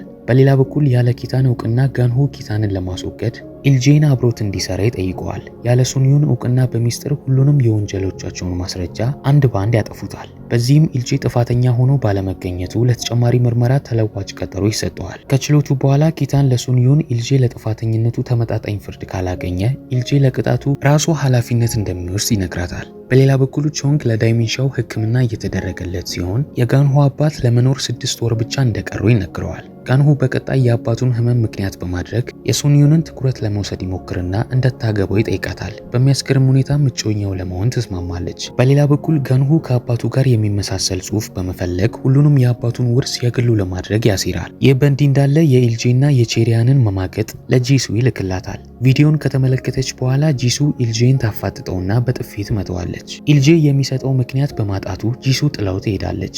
በሽታው እየጠናበት የመጣው ቾንግ ስለሱ ከልብ የሚጨነቅለትን ሰው ለማወቅ ይነሳል። የቤተሰብ ስብሰባ ከጠራቸው በኋላ ለሱ ጤንነት ሼኒያን ብቻ እንደምትጨነቅ ይገነዘባል። ሚስቱና ወንድ ልጆቹ ስለ ሀብቱ ሲያወሩ እሷ ግን መቅደም ያለበት የጤና ምርመራውና ደህንነቱ እንደሆነ ትነግራቸዋለች። ቾንግ በተቻለው ፍጥነት የቀዶ ሕክምናውን እንደሚሰራ ይነግራቸዋል። በሚያሳዝን ሁኔታ ግን በቀዶ ሕክምና ወቅት የልብ ድካሙ ተነስቶበት ህይወቱ ያልፋል። አስክሬኑ ግን ወዲያው ነበር የተሰወረው። በዛው ሰዓት ሼኒያን ለሚመለከታቸው አካላቶች ሪፖርት ታደርጋለች። ጋንሁ ግን የዶዶ ግሩፕን ሼር ሊያወርደው ስለሚችል ሪፖርት ከማድረግ ያስቆማታል። ቤተሰቦቹ ሌላ አማራጭ ስላልነበራቸው ውርሱን ለመውሰድ ሐሰተኛ የቀብር ስነ ስርዓት ያዘጋጁለታል። በጣም የሚያስገርመው ነገር ግን ሁሉም ውርስ ለጋንሁ እንዲሰጠው ነበር የተናዘዘው። ቤተሰቦቹ እርስ በርስ ተያይዘው ሊገዳደሉ ይደርሳሉ። በሌላ በኩል ሱንዩን የጋንሁን ስልክ ታገኘውና ሳታስበው ከኢልጄ የተላከለትን ደብዳቤ ታነበዋለች። መልእክቱም ቾንግ በህይወት እንዳለና የሆነ ቦታ እንደተደበቀ የሚገልጽ ነበር። ሱንዩን ይህን እንደሰማች ጋንሁን ወደ አንድ ቪላ ቤት ሲሄድ ትከተለዋለች። እዚህም ጋንሁ ኑዛዜውን በሐሰተኛ ኑዛዜ እንደቀየረው ሲናገር ትሰማዋለች። ወደ ቢሮ እንደተመለሰች ሱንዩን ኑዛዜውን በድጋሚ ቼክ ታደርገውና ሐሰተኛ እንደሆነ ትደርስበታለች። ወደ ጋንሁን በመሄድ በቀጣዩ የቤተሰባቸው ስብሰባ ላይ እውነቱን እንዲናገር ታስጠነቅቀዋለች።